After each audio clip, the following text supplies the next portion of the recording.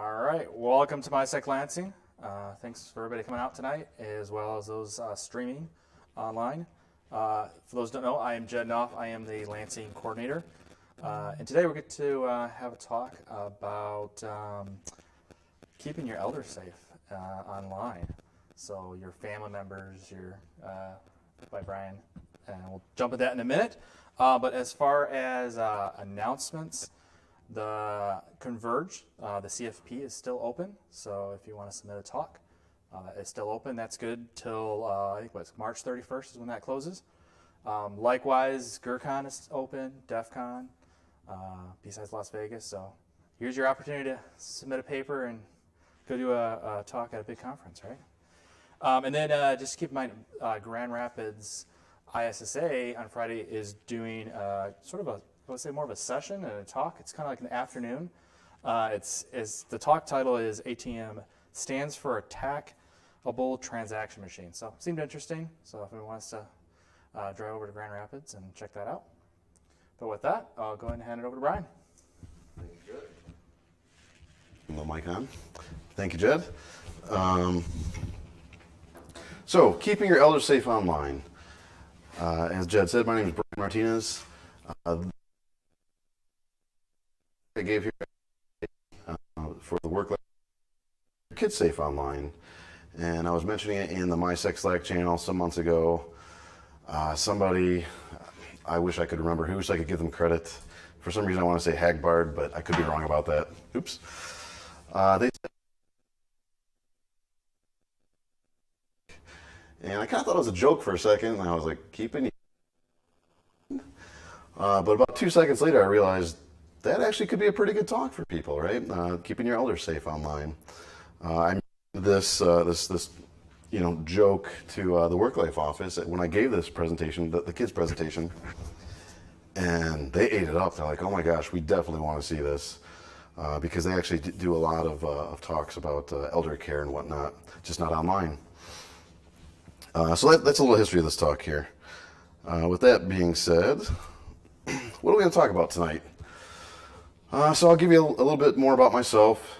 We're going to talk about why our elder loved ones are such a target for fraud and for scams. We're going to go over a number of the scams and threats they might face, and we're going to talk a little bit about what we can do about it and how to approach it. So I'm sure a large number of you, especially the folks here in this room, you all know quite well who I am since I've given a couple of talks here. But still, we'll go over. There's going to be a class next door or something.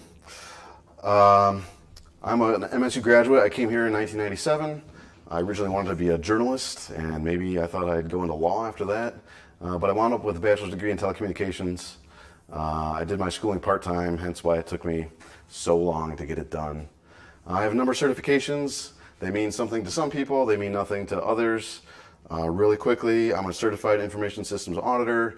I'm certified information systems security professional, certified information security manager, and certified in the risk in information systems controls. I'm a husband, I'm a father, I have 2 wonderful sons, and of course I am a son. That is my whole family, my mom and my stepdad there, we're up north in that little picture. Professionally, I consider myself a jack of all trades and a master of none. I have worn many hats in my roughly 20 years of IT work. I've been a Unix sysadmin, I've been a Windows sysadmin. I prefer Unix, and that's why I say I'm a Unix sysadmin stuck in the body of a Windows sysadmin. Everyone wanted to toss me Windows work. I didn't want Windows work, I wanted Unix work, but you take what you can get. I spent some time as an IT auditor here with MSU's internal audit department, and presently I'm a security analyst where I do governance, risk, and compliance. I have some experience working in improv out of Detroit. Shameless pitch, Planet Ant Theater up in Detroit. Go check it out, or also GoCom. You know, I'm not the best presenter, but I do really enjoy presenting. I like the challenge of learning more about a topic, something that I knew a little bit about, and just kind of taking that deep dive in, and that's why I'm here before you today. I will give one little caveat about what I am not. And that is really, I'm not an expert in elderly care. I do not presently care for any elders in my family. My parents are definitely older. I wouldn't put them necessarily in the category of elders.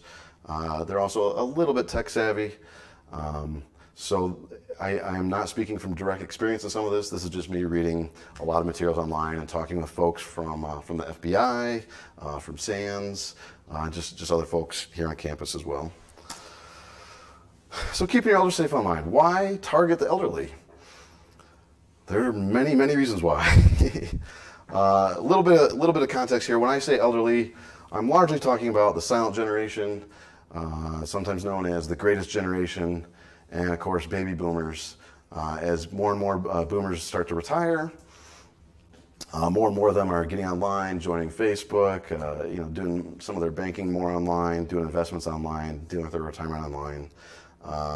The greatest generation, a little less so, but I remember when my grandmother was alive, she started kind of asking questions about this kind of stuff too. So that's the group of people I'm talking about here. So one of the first reasons why a criminal might target the elderly is they're more likely to have a nest egg. They're quite likely to own their own house, and they're also quite likely to have excellent credit. Part of that comes from, actually, get a little ahead of myself here, sorry. Part of that comes from, either growing up directly during the Great Depression or being raised in a family who grew up with the Great Depression. They spent their lives being very frugal. You might have heard a penny saved is a penny earned, or people trying to stretch a penny or a dollar as far as they can. I'd say probably pretty often, if you're a younger child or a grandchild of one of these folks, they've been quite unlikely to co-sign for a car or your mortgage. They would just say, well, if you can't afford it, you need to step down and lower your expectations a little bit, because that's what I would do. So they spend a lot of time saving their money if they could. Sometimes, we'll address this a little bit. Sometimes folks can't afford to retire, so they're actually still working well into their 60s and their 70s and 80s. Like I said, we'll address that in a little bit. Generally speaking, elders are a lot more trusting and polite. While they may have told you no as you were growing up, or trying to ask grandma for money when you were a kid, or grandpa for money for a kid when you're a kid, I'm sorry. They get a lot more friendly. They trust each other. They trust the groups that they've been in, and they want to help. And especially now that they're older and their lives are winding down, they want to be remembered well, right? They want to be remembered as charitable and helpful. And so nowadays, now that they're where they're at, they're just, like I said, a lot more polite and trusting. If someone is taken advantage of, a lot of people, of course, are going to feel shame, or they're going to be embarrassed. And that's something that those generations, you just kept your feelings to yourself. You didn't talk about your feelings like you do today. So they carry their shame silently. Not only that, they don't necessarily know who to report to. Do you go to the police? Do I just tell my neighbors? I don't know where to turn. There's so many places where I could turn, and so they don't know where to go. Reporting.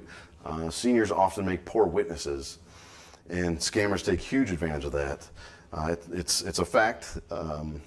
It's an unfortunate fact, but it's a fact that as we get older, our brain capacity diminishes, our memory fades. We're not always quick on the draw, right? And so this is another huge reason why elders are targets by scammers, and it's just because they know you're going to forget. What were the details there about what happened to me? Actually, I'm going to go back just for a second here.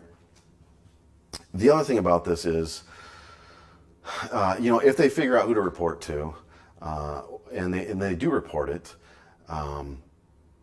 usually enough time has passed that even if it were you or me, right? So much time has passed, you're going to forget some key details, or even some minor details that actually would be quite important for that investigation. So that's another factor that plays into what makes them a poor witness.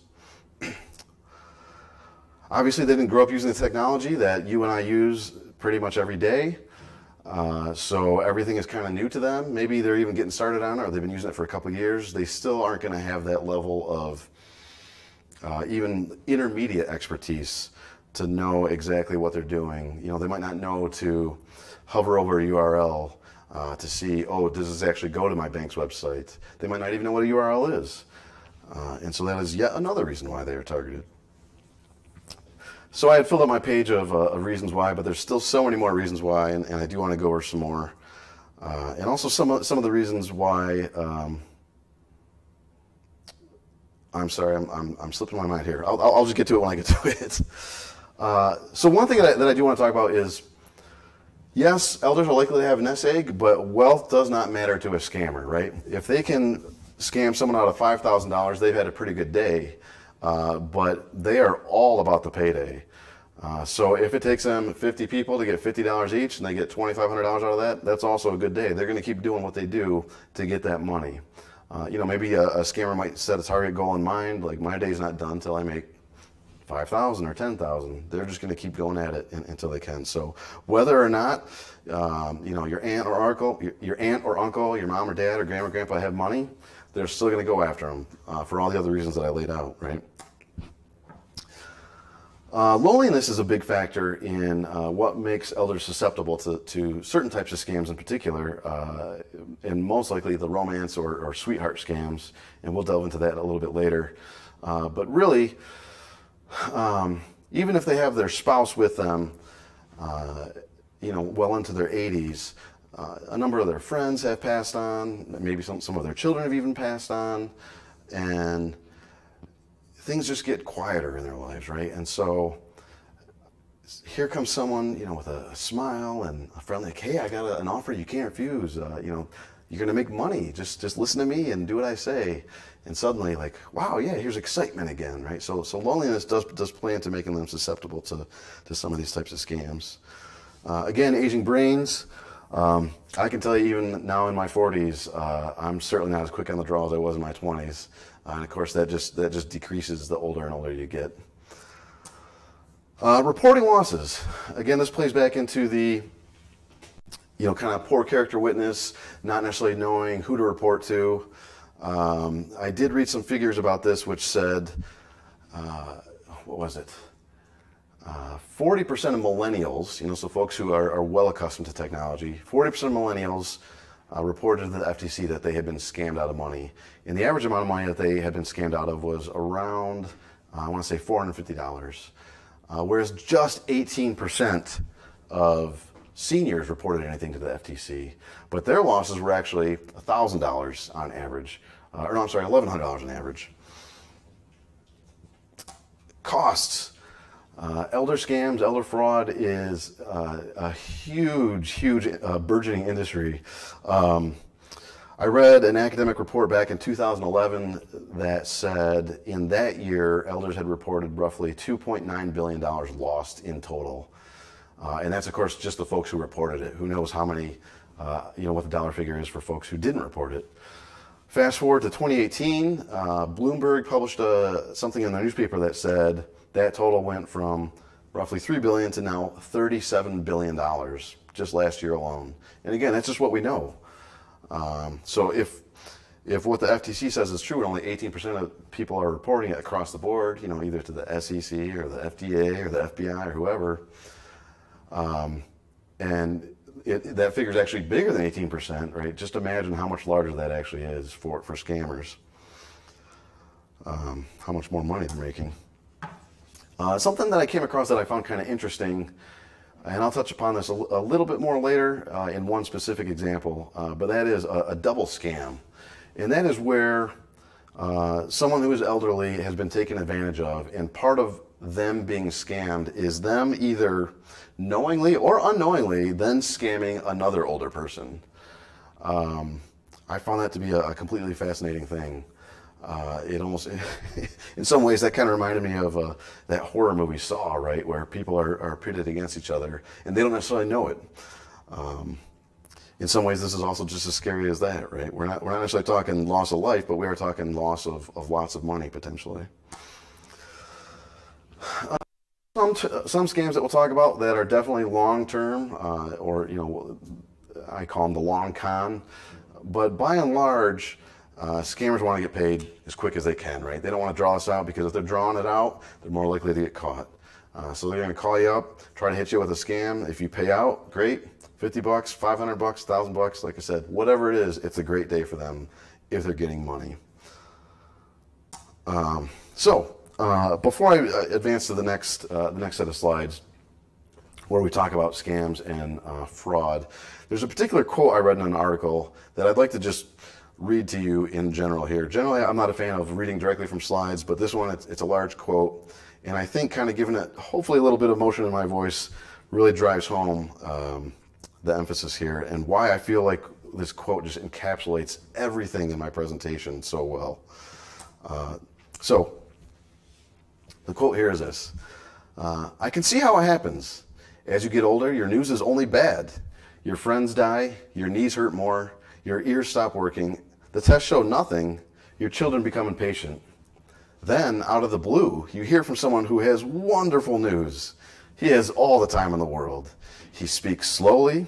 He's amazed that you'd like to do such generous things for your children, your grandchildren, and your great-grandchildren.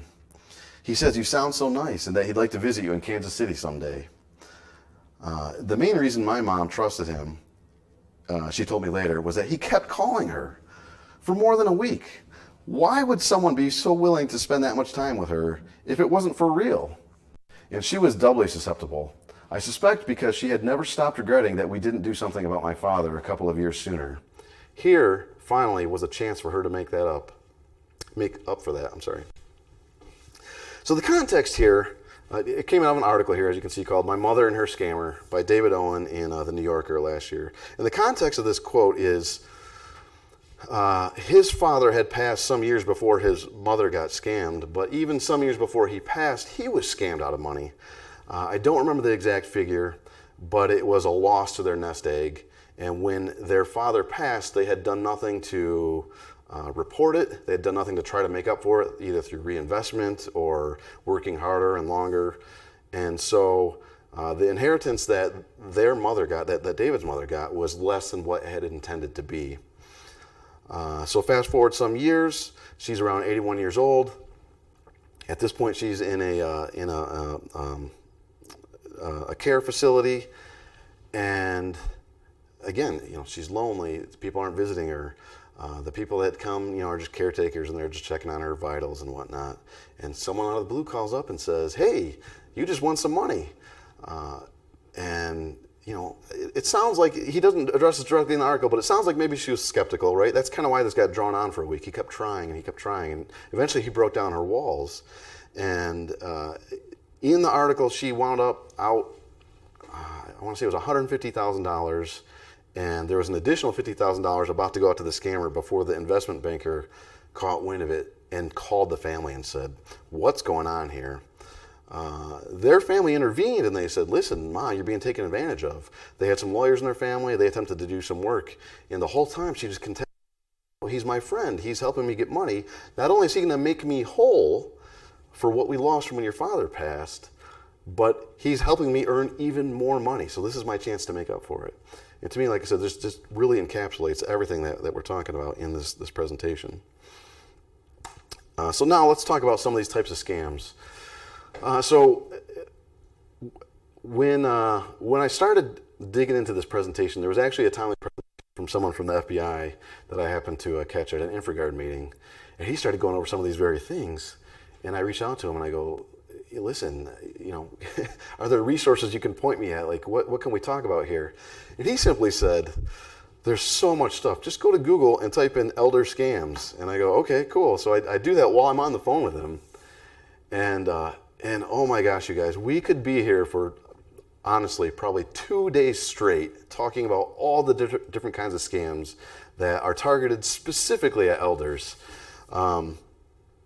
A number of these scams, right, they can be targeted at anybody and everybody, young folks, middle-aged folks, it doesn't matter. And so what I wanted to whittle this down to is things that, maybe the AARP or there's a congressional group that talks about aging, and some of the elder law sites talked about. This certainly is not exhaustive. This isn't even necessarily the top 10.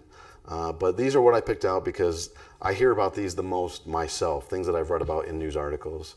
And the other thing is a lot of these scams, they work offline, via the phone, they work in person, but they work online as well. And since this talk is about what's online, I try to focus things a little more on that as well. I'm not going to read through this list here. We'll just tackle them one by one. Some of these we can talk about pretty quickly. Again, not necessarily a top 10, not necessarily in any order except for the last 2 or 3 I felt were kind of the weightiest scams, and we'll get into the reasons why on that as soon as we approach them. So starting off, malware and phishing scams. This could be a combined scam. It could just be a phishing scam, or it could even be a malware scam. Phishing, of course, is something that comes in over email or some form of messaging. You can do phishing over Facebook Messenger, of course, SMS. I think they call that smishing, though, but a very similar thing. And what people are trying to do, what the scammers are trying to do, is seek your credentials so that they can go log into your bank account, right? So they might say, we've seen some funny activity with your retirement account. Go click here to log in and check it out. And then, of course, if you're not savvy to how that type of scam works, you're just going to click. It looks like your bank's website. You log in, and guess what? Now they have your username and password. They can log in. They can divest your funds over to their accounts. But it doesn't even need to be credentials, right? They might just want your credit card number. They might want your bank account number. Another thing that they might try to do in a phishing attack is lure you to install the malware, and that's how we get this combined attack. The malware, of course, could be anything that is designed to disrupt, damage, or gain unauthorized access to something that you have. So it might be your system itself, it might be your bank account, your credit card accounts, even your taxes, right? If you're doing your taxes online. It isn't always necessarily trying to gain money through your bank account directly like that. They might just try to get you to install something that is spyware. Excuse me. And the spyware will, they'll be watching your actions on your system, and maybe you end up just giving away everything unknowingly, right? So we're talking identity theft. We're talking they have access to all your accounts just through this spyware. Another way that they can try to extrapolate money from you is through ransomware. So they'll trick you into installing something. It encrypts all your files. Of course, your files are valuable to you, and they're holding them for ransom. And if you want your files back, well, then you're going to pay me, $500 or $1,000 or $50 or whatever the fee is. And so that's how that works. Tech support scams. Now these ones are actually quite likely to start offline. So this one was kind of fitting into both categories, but it's largely an online scam. So it's like I said, likely to start offline via a cold call. If your elder loved ones still have landlines, and especially landlines with digital screens on them with the caller ID built in, it's trivially easy to spoof Microsoft or Dell or something like that. So they might see the phone. Microsoft's calling me. Okay, answer the phone, right? So some of the signs that this is a scam that's happening is so what you might call a name accent mismatch, right? So someone might have a very heavy Indian accent or African accent, and they'll tell you that their name is Brad or Todd or Jill or something like that. So that I know in tech support that is something that happens, but out of the blue like that, it might catch you a little off guard. The way this scam works, though, is they'll call you up, they got you on the phone, and they'll claim that your computer is sending out errors or it's infected, or they might even toss out some terminology that grandma or grandpa might have heard on the news, like your computer's part of a botnet, and we need to look into this. Before they can even connect to your computer, they'll do what's called the event log viewer trick, and that is simply they'll tell them how to open up the event log viewer on their system, generally Windows, and if they don't know what they're doing, you can just easily point to, hey, here's an error in your logs. See, we told you there's a problem, right? So at that point, they've kind of gained some trust and some credibility, and then they'll walk your elder loved one through how to set up remote access, and they'll gain access to your system. At that point, one of two things could happen, right? They could kind of trick you and say, oh, well, I guess there's nothing wrong, and they'll just remain dormant on your system through maybe some spyware that they might have installed, or maybe they just know they now have access through whatever means they ask them to set up access through. Or they'll say, hey, I fixed the problem, even though there wasn't really a problem. Now I need you to pay me. Or I can fix the problem and I need you to... If you've ever been successfully, those criminals actually keep note of that, and then they draw up large lists of people who are vulnerable. And those lists to other criminals who then try to take further advantage of you. Either way, they'll get in contact with you somehow. They'll say, hey, we have prize money for you. You were part of some... and all those types of things. They'll try to name some sort of reputation that takes, right? Maybe you're on a fixed income as an older person, and saving money would be quite ideal to you, right? So these types of sites or ads will try to trick someone to go into a particular online pharmacy, and the discounts just seem too good to be true. As an example, maybe your Coumadin is costing you, Coumadin is a blood thinner, maybe your Coumadin is costing you, I don't know, $150 for a 90-day supply. Well, you go to the site and you can get a 90-day supply for $20. Why wouldn't you want to do that, right?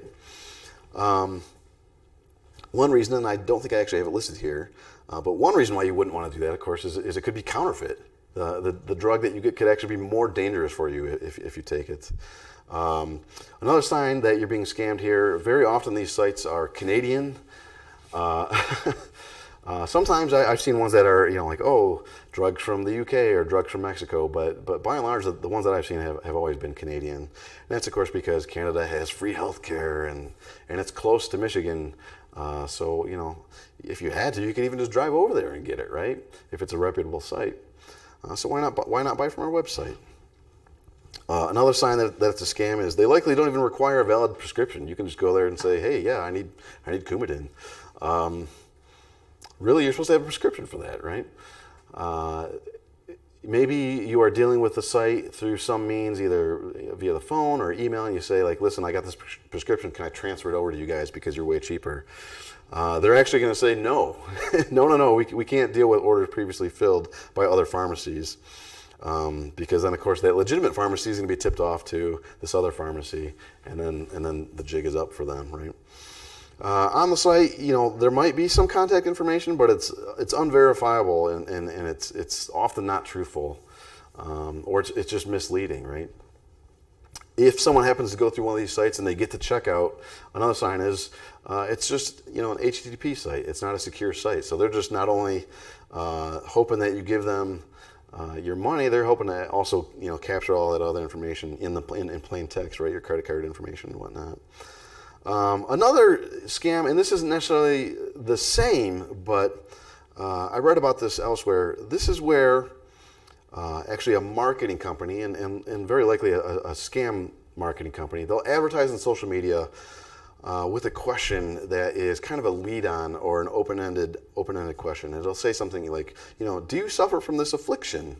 Click here to find out more. And then you kind of click through, and immediately they might ask you a couple of questions that seem legitimate, but then they're immediately asking for your information. We want to send you coupons, and we want to consult with you.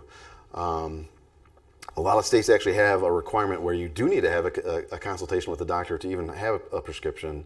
And this one, this particular scam actually, while it can be harmful to you as an end user, this particular scam, of course, the scammer gets some money, but this can also benefit the doctors that are in on it. So this is another kind of interesting scam that you might see more and more of.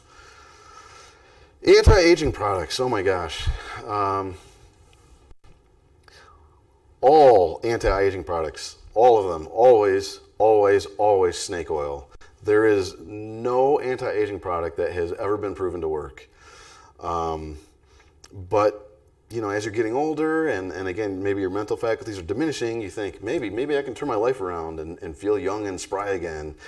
Maybe even one of these scammers has kind of delighted you, and they're youthful, and you think, wow, gosh, yeah, maybe I could date this person, or I don't know what you might think exactly, because I've not been there and I've not dealt with this directly myself, but Some other signs that you're being took by an anti-aging scam is very often the seller's work is being suppressed by the scientific establishment. I remember there was an ad on TV back when I was younger. I'll have to cop this. I was very prone to conspiracy thinking, like, oh my gosh, yeah, right, Big Brother, and there was this one guy who was always selling natural cures, and his products were always suppressed by the government. The government doesn't want you to read this. I never bought the guy's book because I was skeptical enough to think something's not right with this guy. But I'm like, wow, gosh, yeah. So I could see you being an older person, like, wow, they don't want me to have this? Well, now I'm really intrigued. Let me look into this some more, right? Other signs are there's always, this is a breakthrough in medicine, or it's an exclusive, or we have secret ingredients, we have an active remedy. If you see advertisements for these types of things, they'll try to make it look legitimate, right? They want to convey that credibility, so there'll be pictures of folks in lab coats, or people looking at the beaker, right? People looking in microscopes. Alternative medicines. This anti-aging product it's alternative, right? Well, you know what they call alternative medicine that actually works? Do you guys know? They call it medicine, right? Alternative medicine, it's just another gimmick. And the other thing that also kind of sets off a flag is money back guarantees. Real medicine, you're not going to have a money back guarantee on, right? Like, maybe you're part of a product trial or whatever. There's things you're going to have to sign. There's legal documents you're going to have to sign. You might have legal recourse, right? You could sue, but there's not going to be a money back guarantee with a legitimate product. Employment scams. So as I said near the top of this, right? Sometimes our older loved ones have to continue working because they can't afford to retire. It's tough these days, right? The economy is definitely different than it was 20 years ago, 40 years ago, when things were a lot easier. Maybe sometimes you even have people who are just very work-driven and they want to work until the day they die. My grandfather kind of fit into that category. He owned his own business, and ultimately he actually did work up until the day he died, but he never foresaw himself stepping away from his company because it's just something he was passionate about, something he enjoyed doing. And I have a coworker, he says, so long as I can keep working, so long as I'm upright, I'm going to keep working. And he doesn't even need to, right? It's just he enjoys his line of work. So some signs that you're being taken by a scammer through an employment scam is, one, they've contacted you.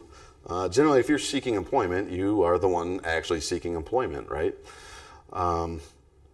So if someone calls you out of the blue one day, or you're getting an email out of the blue one day, that's kind of a sign like, this seems a little strange. Of course, there are recruiters, and that's kind of a different thing. These will stand out differently because this will be like, hey, we're interested in hiring you to stuff envelopes for $40 an hour for 20 hours a week. Well, I don't know about you, but most jobs I know that pay $72,000, you're going to have to go through an interview or two or three. They're not just going to contact you out of the blue and say, hey, yeah, we want to pay you this money. Another sign is they're going to immediately ask you for your confidential information, right? Name, address, social security number, maybe even employment history is kind of confidential. You're offered the job right away, either right up top or maybe after you give them that information. Oh, this is great. When can you start working? The job requirements are so simple that nearly everybody could do the job. That's another sign that this job is probably a scam, right? Again, the envelope stuffing one. Well, anybody can do that, right? So that's probably not legit. Of course, there are jobs that do that, but those jobs also have other tasks besides just stuffing envelopes. The interviews take place over an instant messaging platform. This actually was a new one to me. I hadn't heard of this before. But yeah, this is another sign that rather than even a phone call interview or a Skype interview, they'll just say, hey, we're going to ask you a couple of questions over Facebook Messenger. I think that would be kind of weird, right? If a legitimate employer asked me to do that, I would think, you know what? No, I don't even want to bother with this, right? That's just strange. That set off flags to me. So that's another sign to look for. The emails are unprofessional, a lot of misspellings. They don't include actual contact information for the company. That's another sign. And one final sign is, they want you to buy something, right? So maybe you've gotten to the point where they've made you feel comfortable enough with this that it seems legitimate, and then they say, well, you know what, we want you to buy this software so that you can work with our product, or we want you to pay for your own credit report so you can send it to us. Any legitimate employer is not going to ask you to buy something up front, right? Generally, they're going to supply the software for you at their cost. They can easily pull your credit report if that's something that they need. So those are signs that that you're being scammed. And you know what? Something I want to point out before I go on. I don't think I've made it very clear. These are all signs that you, as the caretaker, hopefully are paying attention to, right? I wouldn't expect, again, grandma or grandpa to necessarily keep all of these in mind. And again, like I said, there's just so many scams, you couldn't expect to educate them on every last thing anyway. So we'll kind of talk about some tips about how we'll become privy to these types of things, but I do want to make sure I was clear about that. Grandparent scams. Again, these generally happen on the phone, but I have read about instances where things have happened over email. The ones on the phone are always, very quickly, it's a cold call. They say, hey, Grandma, Grandpa, it's Brian.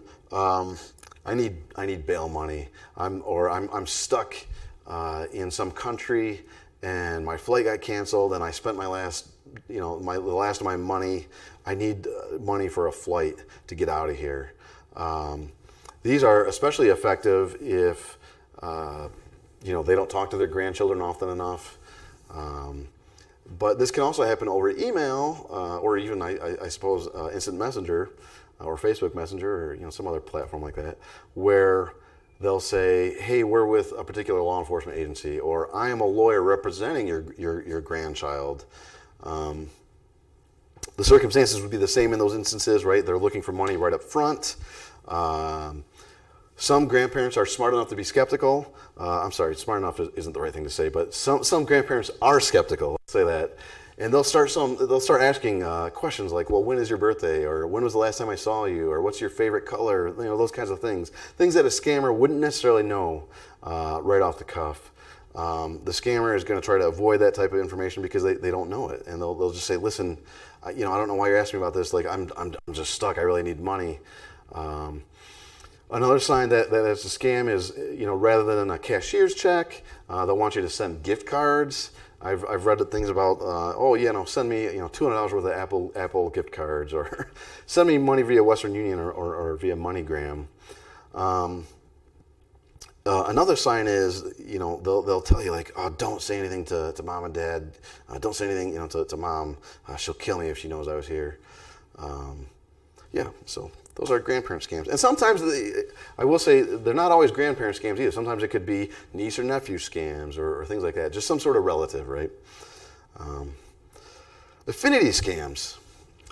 So these ones are scams that happen in a group, right? So maybe you're a member of a particular type of group, like a church group, or maybe you're part of a bridge club or a backgammon club, book club, something like that.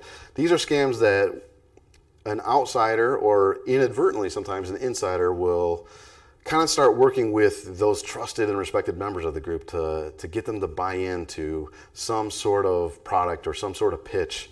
You hear about a lot of real estate scams that grow out of these. They're very often pyramid in nature, so if they can at least get money from people, that money then goes to people who were higher up in the pyramid, and part of that scam is you're saying, well, guess what? The investment worked, right? Like, these people are getting paid. And of course, you'll get paid too as you start to invest more and more into this. Victims of these types of scams often fail to notify the authorities. They try to work it out within the group instead, because there was kind of like a breakdown of trust amongst everybody, and everybody just is left feeling embarrassed. And so it's often kept to themselves. This is another one too where you might not necessarily always know where to go. And I'll give some advice on that later, but these types of scams generally can go either to the SEC or even sometimes the FTC. And this one to me is the most devastating of all of them. And this is the Romance Sweetheart scam. Yes, Kyle. I just have to do something. Okay, so I'm going to play a video here. It's about 3.5 minutes long.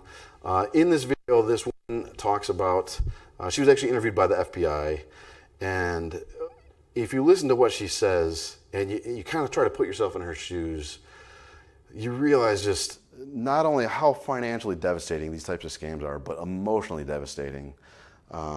And when you are ready, Kyle, I will hit play on it, and we'll talk a little bit more. As soon as I find my cursor again, I keep losing my cursor on this. Okay, here we go. Initially, he would read my wall, I would read his wall, we would post things. He would like things, I would like things. Wall Then friends. it got Facebook to, we friends. would just share emails. We started sharing pictures. I knew that just based on the conversations that we'd had, that he was someone that I would like to meet. I felt a real soul connection with him right away. We sang to each other, we prayed with each other. We'd talk about what happened at church on Sunday. There wasn't an immediate talk about getting together. He was trying to finish up a job in California, and he needed some money to help finish that job up. And so I sent him. I thought about it long and hard. I prayed about it, and I've always been a very giving person. And I figured if I had money in the account, that I could send him some money, and he promised to have it back within 24, 48 hours. And I thought, could do that. No one would ever know, and I'd be okay. But, you know, one thing kept happening after another. He'd need more money because he was coming in over budget. Things didn't get done on time. You know, he needed a lawyer. He had to take a money loan, and it needed to be paid back. Part of me thinks that he's gonna come through and pay me back what he owes me, and, you know, swoop in here, be the knight in shining armor. But it's just so absurd that there's a big part of me that doesn't believe that. And that is where this is all so pitiful, is because if he's a scammer, I've been so brainwashed, and I've lost everything. It's all I had. It's any inheritance that I could have passed on to my daughter. The loss of money was my future, and knowing that I wouldn't have to work, that I could just make it to the ripe old age of whatever and be perfectly comfortable. The loss that I've suffered emotionally, I think, has even been more traumatic. I can't even imagine a man, a person that could be this bad. So I think of him, I can't think of him that way. My mind keeps me from thinking of him that way, because there can't be a man in this world that could be this horrible, to have purposefully done what he's done to me. I don't want this to happen to anybody else. If they're real, and if the love is real, they're going to want to see you as soon as possible. I mean, it's been 2.5 years, and I still haven't seen his face. Devastating, right? So this woman in particular, gotta find my cursor again. Oops.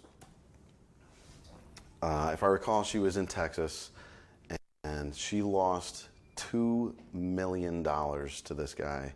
This is definitely one of the biggest romance sweetheart scams that the FBI is aware of, and that's kind of why they featured it on their site. I don't even know where to begin with that. $2 million, right?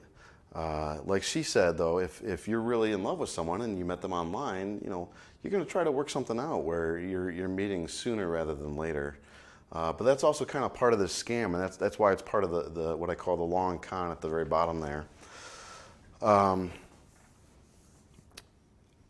I've read about a number of these, and it's generally like, yeah, I do want to meet you. Some of these folks that I guess let me talk a little bit about this in general first. So these types of scams are very often targeted at widowed or divorced women, but men too, right? It could be a woman, trying to take advantage of a man as well, who is a widower or divorced as well. But they're targeted more often at women. Very often these folks that are the scammer, they pretend that they're working in construction or the building industry, anywhere that actually requires them to travel as a backstory, right? And so when they get to the point where they're like, yeah, let's meet, it turns into, well, I got to finish up this job. And then that turns into, well, my costs actually ran over here and I can't afford to travel to come see you. And I'm actually in the hole on this project. Can you forward me some money? And, they spent weeks or months building up this fake relationship, getting to know some of their most intimate secrets. And so, of course, if you are this vulnerable person who has been lonely and you're seeking that happiness, and you have the means, of course you're going to say, well, yeah, let me send you $10,000 or $20,000. Of course, the $2 million wasn't all at once in this woman's case. It was over this 2.5 years. And you again, you're looking to please people because you want to help and you feel like you're in love. And to me, that's really, like she said, it's so devastating to hear, because even after 2.5 years, she's never met this guy. A part of her still feels like he's going to come back and pay her back this money because he had just tricked her that hard and that long. And that's why I say this is one of the most devastating scams. The affinity scams too, right? Going back to that just for a moment. You're a group of folks that have things in common, and so you're going to feel that all kind of emotionally the same somewhat, right? You were all taken advantage of, and you're a group of smart people, and you can't believe it. So that's why I say these last couple ones are just so, on the weightiness scale, just so far down there compared to some of the other things. And part of that is because of that long con. You're able to just get more and more money if you're a scammer. So what can we do about this? So just like the number of scams there are online, there's actually an endless list of advice on what you can do and what you can do about particular scams as well. I try to just create a more general list. I did want to provide a list of resources. I don't actually have that in this presentation. So if people want to have me point some resources at them, I do have some contact information at the end of this presentation. Reach out to me on Twitter, via email. Some of you guys are on Slack. Reach out to me on Slack as well, and we can talk about this more. So again, this is all kind of high level stuff.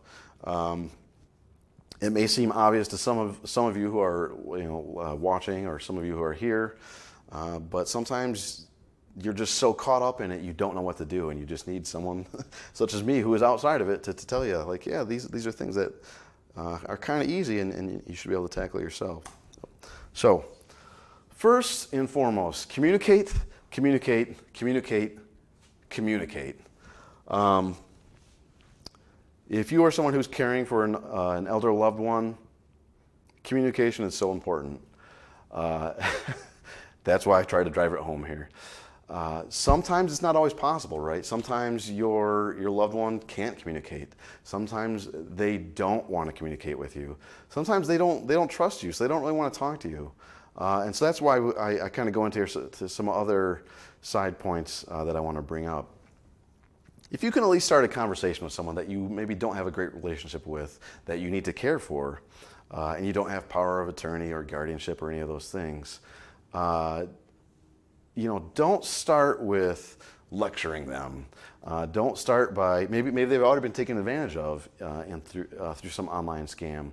Don't be in shock Don't be in disbelief. Avoid shame altogether. You really want to work to build trust with this person that you love. And one of the best ways I think to do that is, rather than saying, like, well, how could you do this? Or even if all it is you're worried that this might happen to them, don't give them that lecture. Try to relate a story to them. Maybe it's something that's happened to you. Maybe it's something that happened to a friend of yours. Say, Mom, my friend Bob, he just got taken advantage of in this scam. He's got a grandson, and this guy called him up, and I'm just really kind of worried something like that might happen to you. Has anyone ever tried to call you? Right? Like just start that conversation simple. Storytelling. As humans, that's our history is storytelling. That's how we learn things from each other. But again, really, like I said, avoid that shame, that disbelief. Avoid lectures. No parent or grandparent wants to be lectured by someone younger than them, right? So educate yourself, right? If there's a particular thing you're worried about, I've covered some of these things with you here today, but go dig into it online. Like I said, go to Google, search elder scams, search elder scams online, search grandparent scams, dig into that a little bit more, search romance scams, dig into that a little more. If you already have an active communication going with your parents, just kind of listen for clues, right? If you know that maybe your mother's a widower, and she's in her 80s, and suddenly she starts talking about, I was on Facebook and someone messaged me today, and and I'm feeling pretty good about it, right? Like, it's kind of cute, it's kind of funny, but as their caretaker, that's a red flag, and listen to that. Maybe ask some questions, some leading questions, but don't try to make them feel bad about it. Are you tech savvy as the caretaker? If you are, there's a number of things you can do. You can, and this, what I'm telling you here also kind of assumes you have some trust with this relationship with your parent or your grandparent, your aunt or uncle or whoever it is you might be taking care of. If they trust you, you can maybe manage their machine remotely for them. You can do things, maybe you go visit them and you keep their machine up to date. Maybe you visit once a month and you go, hey Dad, I want to go update your computer. Do you mind? And you go back in the den and you update his computer. There are a number of things you can do to really help them out on the tech field. And it doesn't have to be a computer, right? Phones, tablets. Make sure you're helping them. Make sure you're helping your elders keep those things up to date, right? Chances are fair that they're not doing it by themselves. Maybe get added to their bank account so you can kind of monitor what sorts of things are happening. If you see a funny transaction, like suddenly $50,000 is going somewhere, obviously you're going to want to ask some questions, and you might want to start, seeking out law enforcement or an attorney or whatever the case may be. Obviously, that's not always possible, again, because of trust issues, or maybe your elder is just not competent enough to do that. And that's where we move on to the next point, which is you might need to seek out an elder law attorney to give you even more options. You might be able to get power of attorney, you might be able to get guardianship. And this is one area in particular that I know almost next to nothing about. I definitely read things, but I'm not a lawyer myself, so I couldn't even say, yeah, I swear by this advice. So if you do have questions about that, again, there's resources I can ultimately point you at, and I'd be happy to do so. Another thing to keep in mind is with any of these, this is always a scammer reaching out first. One of the things that my mom always taught me growing up is if you're interested in something, whether it's a job or a relationship, an investment opportunity, you should be the one initiating that contact to make that thing happen, right? If someone's coming to you, your flag should be going off on behalf of your elder loved ones there, right? If someone's coming to them, I should say, rather. So if you suspect a scam or fraud has occurred, at the barest minimum, contact your local law enforcement, right? You can get a police report going. With a bit of luck, you'll have someone who's knowledgeable and they can tell you where to go. So again, for particular types of scams, like I said, The police aren't going to cover it because maybe it's at a federal level, so they'll tell you to contact the FBI, or they'll tell you to contact the FTC, or the Food and Drug Administration, right? In the case of, or Health and Human Services, in the case of maybe counterfeit drugs or something like that. If we're dealing with finances, definitely have your elder loved one call, or again, if you have that benefit that you can work with them on this, call and all three, I'm sorry, not, well, you can call or you can go to the websites for the 3 major credit bureaus and you can file a fraud victim statement, also known as an extended fraud alert. Place a security freeze on the credit report. Definitely contact any and all banks that would have any involvement with this. If it's a credit card, if it's Capital One, get in contact with Capital One. Say, hey, we need new credit cards. These ones got ripped off. If it's, we're here at MSU. If it's MSU FCU, if that's their bank, call up MSU FCU and tell them what's going on. Have your loved one change their passwords. And something else, I actually forgot to mention earlier. Another reason why elders are so unwilling to communicate to you that they've been taken advantage of is they would then be concerned that you think they're now no longer mentally capable of handling their affairs. If a loved one that you're taking care of actually communicates this to you, that's not necessarily a flag to say, okay, well, we need to get them in an assisted care facility right now. That's actually a good thing, because that's actually demonstrating to you that they can manage this, because they were aware, oh my gosh, I was just scammed, or I just sent $50,000 somewhere that I shouldn't have. They realize their fault, and that does actually demonstrate a good mental capability. And it maybe eventually gets worse, but at that moment in time, that's actually a good thing. So if you're having these conversations with your loved ones, tell them like, hey, I actually want you to talk to me, because that shows